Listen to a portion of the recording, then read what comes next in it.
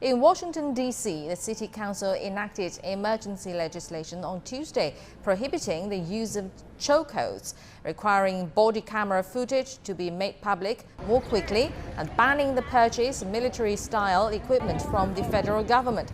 And earlier, we spoke to Professor Cotton Waterhouse from Howard University on a growing push to defund the police.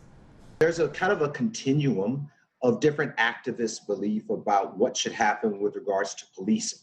So there are some who would argue that we should completely abolish the police, and others who said we should defund the police, and some who said we should dismantle the police. So let me try to break each of those down if you don't mind. So the idea of defunding the police generally means we should reallocate the funds that are used for policing towards the actual services that are needed by communities. So that would mean providing services for people who are homeless, for people who are suffering from mental illness, for people who are dealing with drug addiction, for people who have had cars break down, right? The kinds of things that police actually use the majority of their time doing.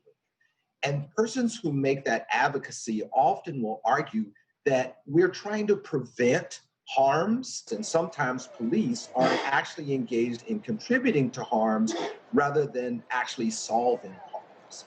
And so they believe that by putting funds towards prevention, we actually will reduce crime. And those who argue for abolishing police really, I think, argue that the police force historically has been such a racist institution, and that it has been an institution that has rarely provided protection for the poor and rarely provided protection for people of color, so that the police force is incapable of actually providing protection for all citizens. While it may be effective for wealthy white folks, it doesn't provide protection for all citizens.